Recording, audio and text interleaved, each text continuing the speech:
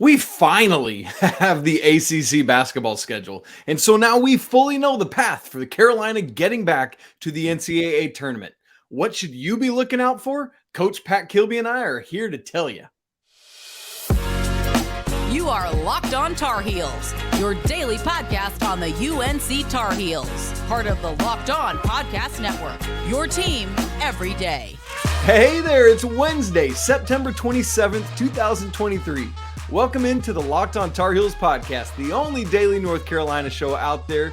I'm your host, Isaac Shade, and joining me is our guy, Coach Pat Kilby, and we are fresh off of seeing the ACC schedule finally released. And so we're here today to give you all our takes, all our thoughts on it. Cannot wait to dive into it with you. We want to thank you for joining us to make Locked On Tar Heels your first listen or watch to get your team every day. This episode is brought to you by eBay Motors.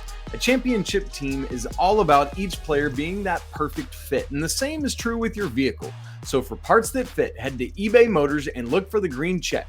Stay in the game with eBay Guaranteed Fit. ebaymotors.com. Let's ride. eBay Guaranteed Fit only available to U.S. customers. Eligible items only. Exclusions apply. Pack, we've just started this thing, a Discord. It's a place where the Locked On Tar Heels family community can come together and have conversation going on all day. All sorts of folks are joining into it. We were talking today some about the schedule release. Would love for all of you to join us. The link to come join us is in the show notes, whether you're watching or listening. Dive on in. So, Pack, here's what we're going to do. I am going to post for those who are watching. We're just going to blow up so that everyone can see this schedule with this nice little profile of RJ Davis's face. Not Jalen Withers, as Pack thought, but his wife set him straight. Way to go, Sadie. I know it's a little bit small there for those of you watching, but it's there to be as a help as you watch. So we're going to unpack the schedule, give you all our takeaways from it. And then later in the show, Pack's going to talk about the first day of official practice, what that's like from a coach's standpoint and what you're trying to do. So, Pack, let's just quickly roll through the schedule. Folks, I'm going to lay out all 20 games rapid fire. Then we'll start in with our takeaways from it. The first ACC game, Saturday, December 2nd, 2 o'clock, hosting FSU. That's the same day as the ACC football championship game. Interestingly enough, both Carolina and Florida State could be the two teams in that, so that would be an interesting thing. And then when we get into the chunk of the schedule where it's just conference games straight, Tuesday, January 2nd at Pitt, Saturday, January 6th at Clemson, Wednesday, January 10th at NC State. And then you keep going. Saturday, January 13th, that's hosting Syracuse. Wednesday, January 17th, that's hosting Louisville. Saturday, January 20th at Boston College. Monday, January 22nd versus Wake Forest. Saturday, January 27th at Florida State. Tuesday, January 30th, that's at Georgia Tech. Saturday, February 3rd, the first Duke game of the year. That one's at home. Tuesday, February 6th, hosting Clemson. Saturday, February 10th at Miami. Tuesday, February 13th at Syracuse. Saturday, February 17th, hosting Virginia Tech. Saturday, February 24th at Virginia.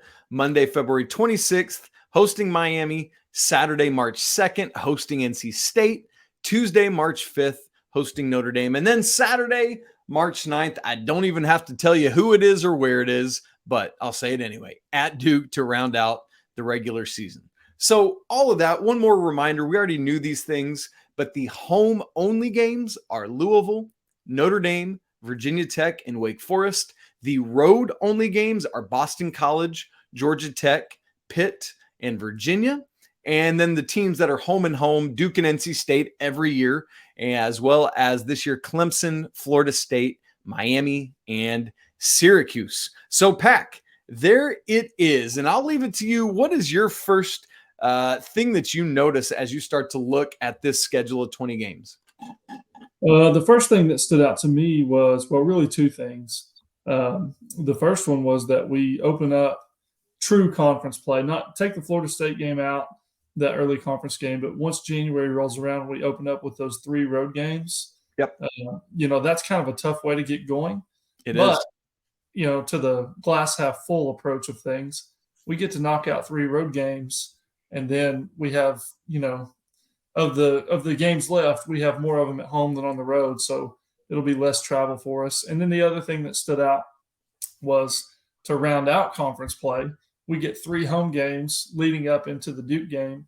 And another thing was that we got a week to prepare for Virginia, so we can be nice and healthy and get ready for that Tony Bennett pack line defense that we seem to struggle with so much. But overall, I feel good about it. I really do like the way things shook out overall. Well, let's take those and unpack them a little bit, because I think there's a little bit to each of those things. I love your point there. It's like, yes, there's that game to host Florida State as part of the non-conference part of the schedule. We'll go back to that in just a second.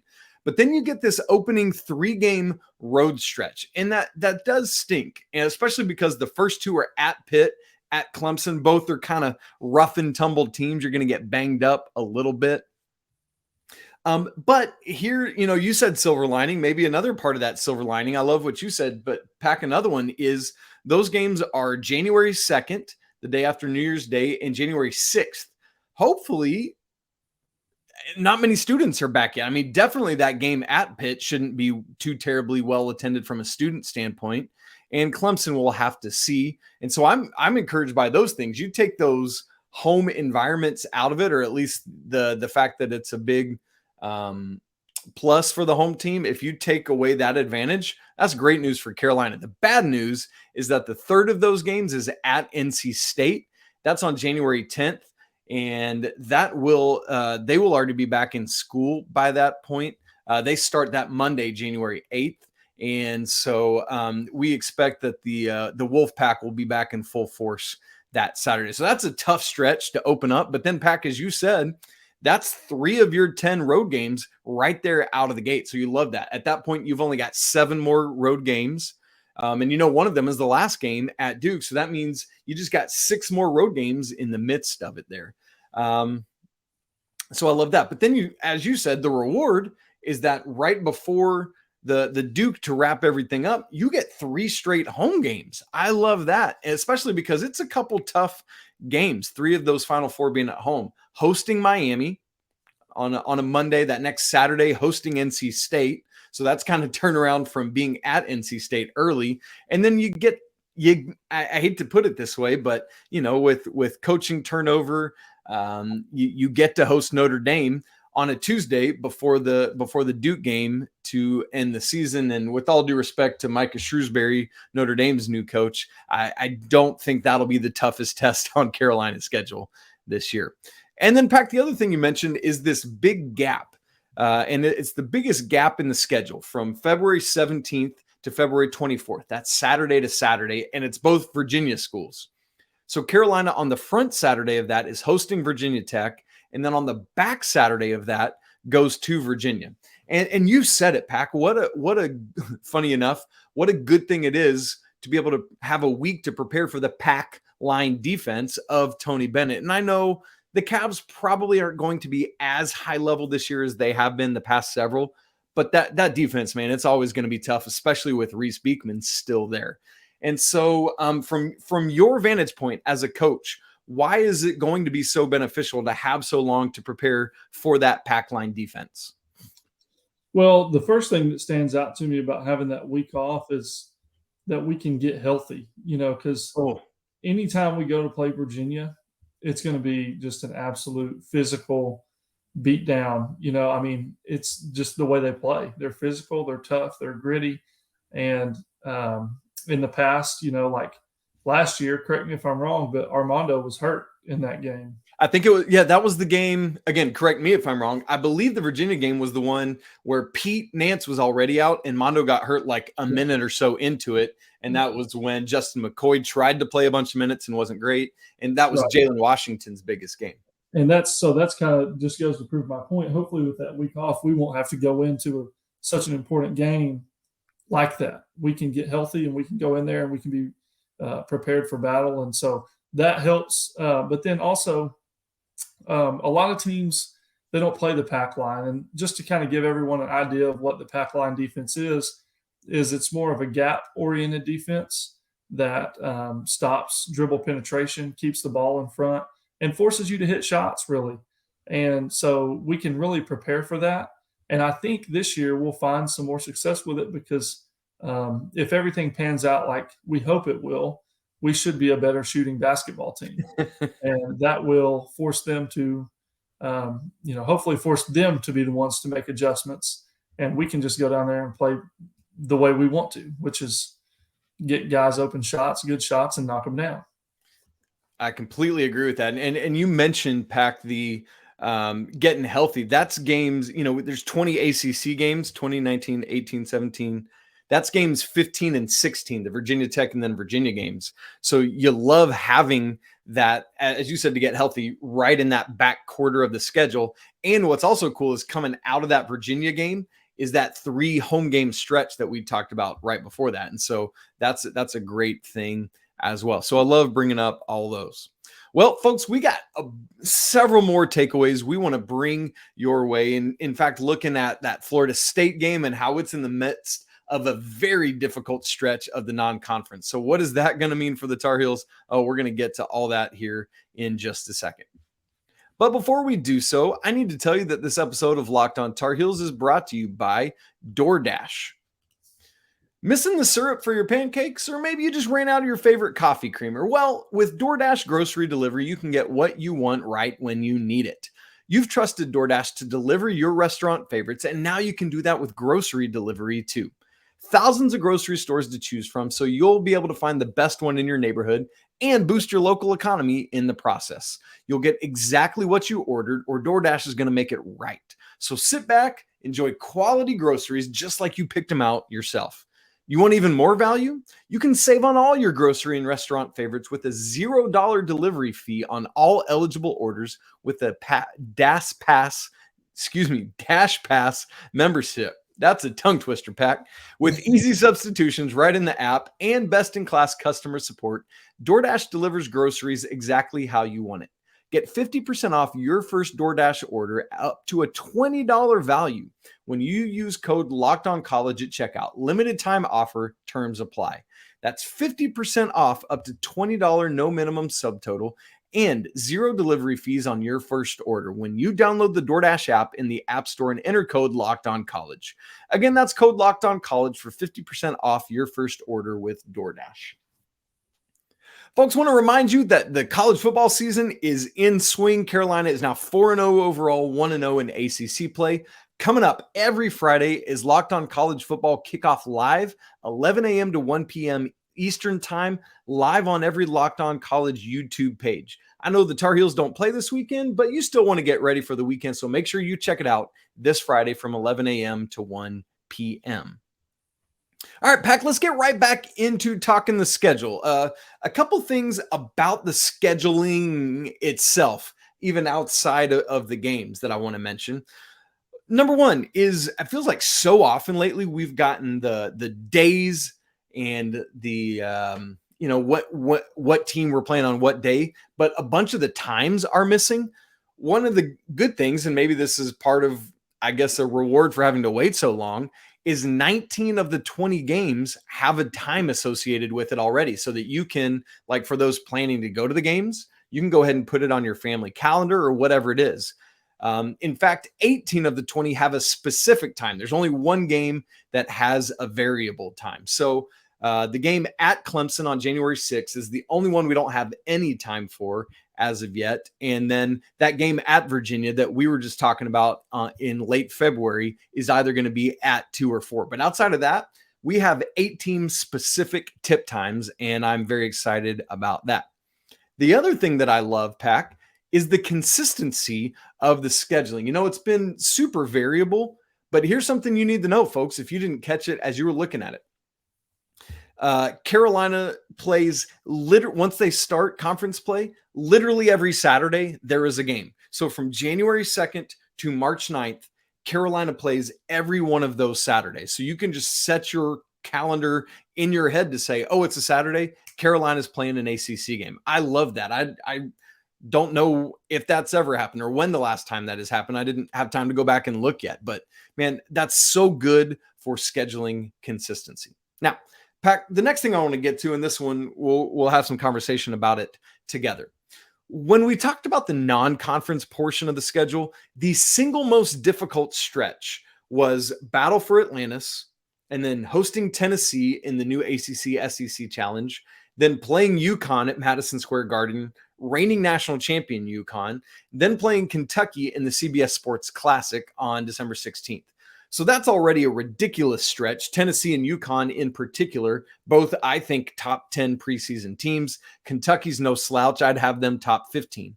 But now you insert FSU as your first ACC game in what's already the toughest non-conference part of the schedule. So now it's Battle for Atlantis, Tennessee, Florida State, UConn, and then Kentucky. Pack. That is quite the stretch there. Yeah, it is. But that's what you come to Carolina for right there. That's right. That's fun. That's going to be fun as a fan. There's no, we should beat this team by 30. We can, sit back and relax and enjoy it. No, we're going to be hooked up, and it's going to be a lot of fun watching them. It 100% will be. And as much as I say, oh boy, that's a tough stretch made tougher, there are a couple good things I'll say about it. Number one, it is pretty spread out, which is nice. There was already good spacing. There was a week between Tennessee and UConn, and now you just slap a Florida State game in the middle of it there. And so it is like a Wednesday, Saturday, Tuesday schedule. Tennessee on a Wednesday, Florida State on Saturday, UConn on Tuesday. I mean, that just feels like ACC play. You know what I mean? And so that's no different than you're going to experience in the conference portion of the schedule. And then the other nice thing is that Tennessee game is at home, and then you stay at home for the Florida State game. So it's also nice because you're not having to travel. You get home from Atlantis, you're at home for Tennessee, you're at home for Florida State, and then you travel up to New York for Madison Square Garden, which is going to be an event that you're geeked out about, getting to play in the most famous arena in the world. And then you just come back down to Atlanta after that for Kentucky. And so while it is a difficult stretch, it's spread out. You're at home. Between UConn and Kentucky, there's 11 days. That's such a wild stretch. Again, another one to get healthy. And so I'm excited for that. But yeah, as you said, that's why you come to Carolina. Should be a lot of fun there.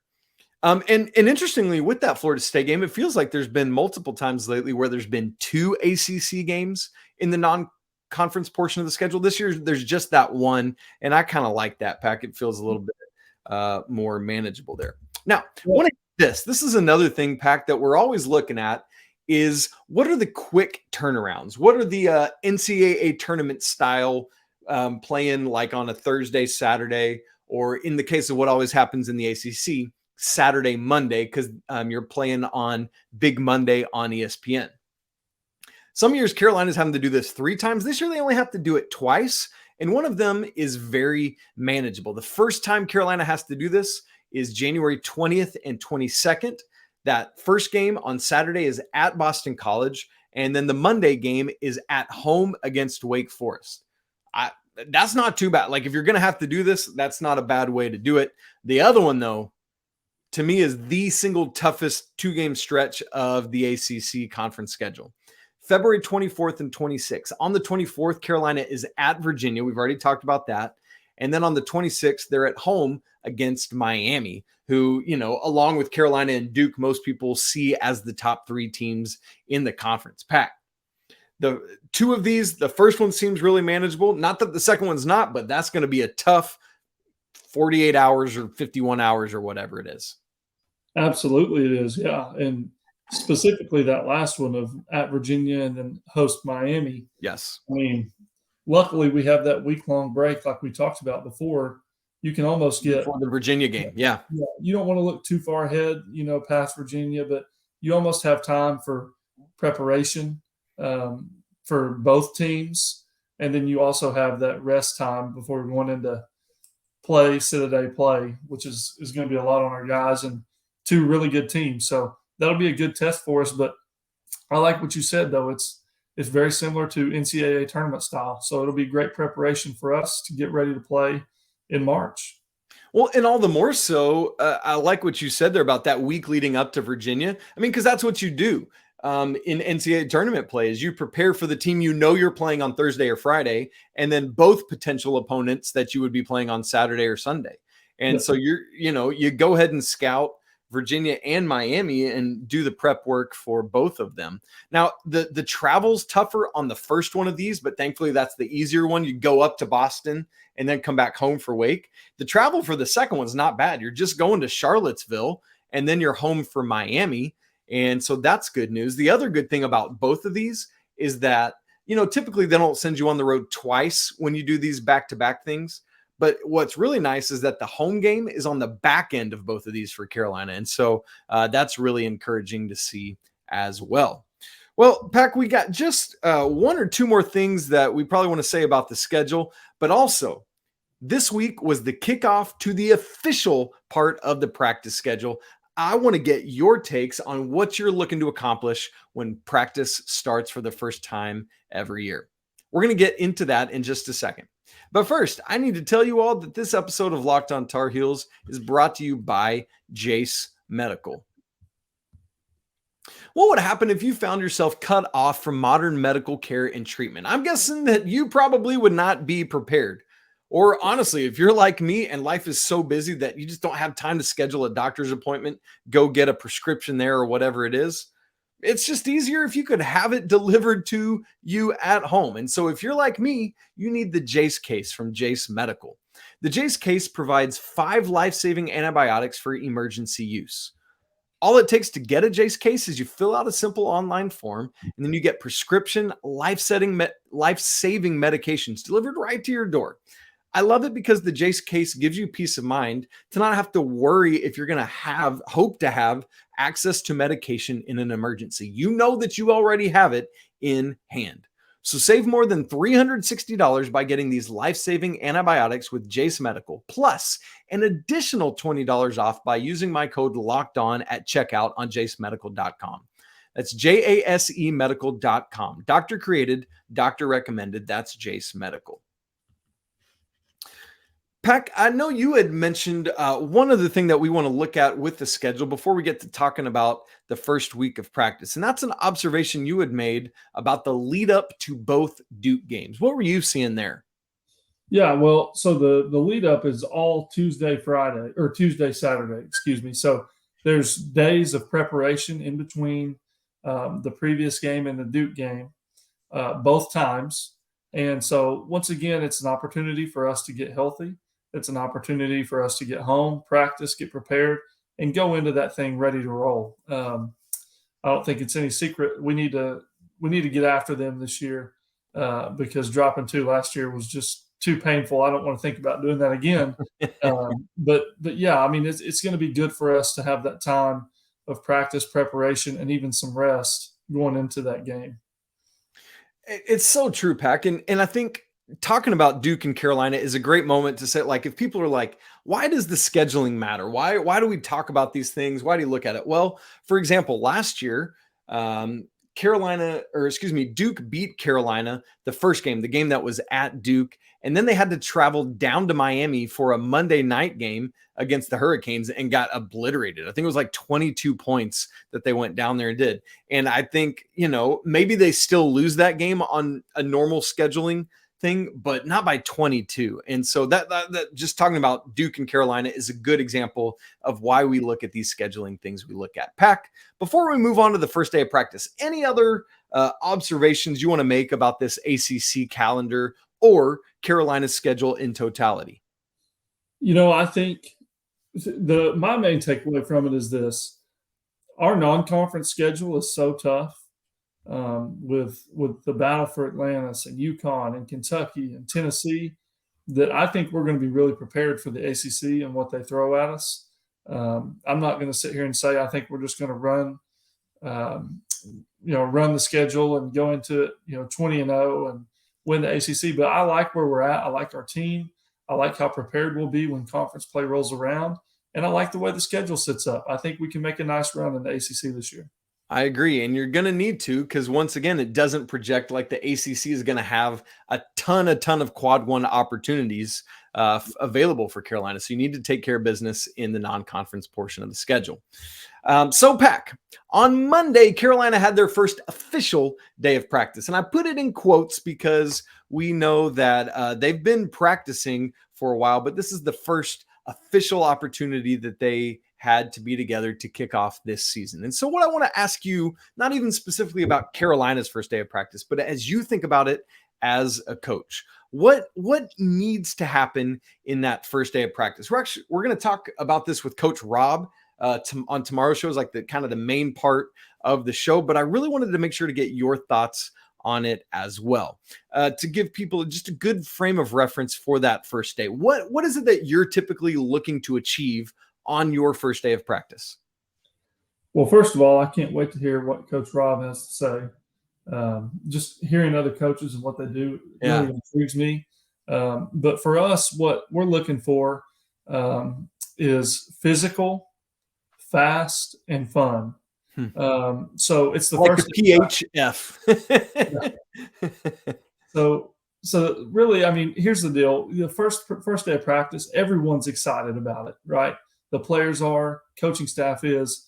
So you do want to have some fun. You want to have some scrimmage time and let the guys compete, because ultimately that's what we all enjoy. But you also want to be sure to set the tone. And that's where the fast and the physical comes. And really what you're doing with the first day is you are setting the tone for what's accepted in practice and what's not accepted. It's a whole lot less. I think a lot of people think you go in there and you just start installing. It's offense and defense, and it's really not. It's the smaller habits, like we don't walk anywhere we go. We're going to run from drill to drill. When coach is talking to one person, he's talking to everybody. So there shouldn't be any side conversations going on. And it's just a lot of the little details that you're trying to iron out right off the bat, so that a week from then, all your practices are fluid. They're moving. They're rocking and rolling. Everyone understands the expectations, and you can get in, get your work in efficiently, and get out. And so that's really what we're looking for. But it's also going to be, like I said earlier, there's going to be the fun, the competition part of it as well.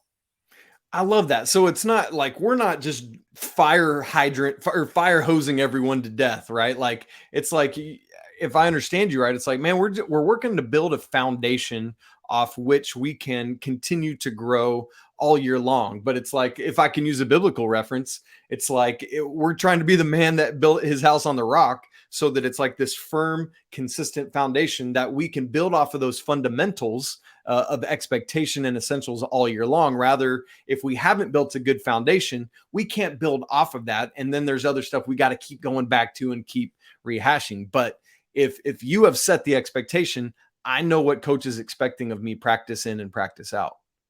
Yeah, that's a great reference. And I was even thinking about comparing it to a classroom. The first few days is you come in, you set the expectations, you set the standard. This is how we do things in here. So yeah, it's just like that. And you're also introducing new drills and things that are new to them. So as much as everyone kind of wants to just hit the ground running and just diving straight into it, that's just not reality. It's a slow progression into those things. And when you really get down to it, there's a whole lot of practices left ahead of you. So you don't need to rush into those things. You really need that solid foundation. So like you said, you can build on it and grow in your practices. Yeah, that's so good. Yeah, I love that point about you got so many practices ahead of you. And obviously as a coaching staff, you already know the plan. You know where you're headed. I know that 2 weeks from now, I want the team to be here. So that means a week from now, we need to be there. And that means today we need to accomplish this, right? Like you look into the future and then work your way backwards. Like my family always does that when we're boarding a plane. It's like, if we got to be boarding the plane at 3:00, that means we need to be through security and get to the check-in, all that, And so that makes a ton of sense to me, Pack. And one other, we're doing all these pictures here, but this is something helping me, is it's like, hey, our team is a family. What are the expectations of our family? So like for my family, the Shades, we call ourselves Team Shade. And my wife, Maggie, and I talk to our kids all the time about, here are things that being what it means to be part of Team Shade, what we do, what we don't do, who we're going to be known to be and those kind of things. And so I love the idea that you are creating a family with your team as well. Yeah, absolutely. And, here's the good thing as you relate that to Carolina basketball. I think we got a really good group. I love our coaching staff. I think they're doing probably a lot of the things we're talking about and maybe even more. But one of the things that's maybe more important than that is we've got a good veteran group of players, and there's a lot of experience there. And so they shouldn't have to spend just a ton of time teaching those things. A lot of those things are already known. So to some extent, Carolina can hit the ground running. And I know there's new faces that are freshmen, or maybe they came from the portal, but I think we got a real solid group. And even though this was the first official practice, they've kind of already been in the gym doing some stuff too. So that's right. I think they're going to really hit the ground running. And I really like this group. And I think that we've got a good season ahead of us.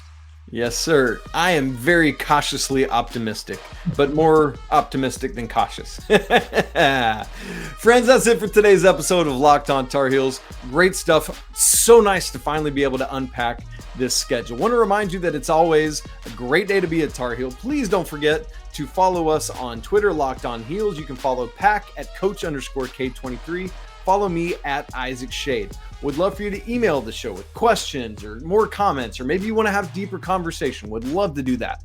LockedOnTarHeels@gmail.com. And don't forget, if you want to be part of an ongoing community of Locked On Tar Heels folks, come on into our Discord and join it there. Don't forget to subscribe on audio and video. Smash the like button so we know you are here. As I already said, it's a great day to be a Tar Heel. Be right back with you tomorrow with Coach Rob. But until then, peace.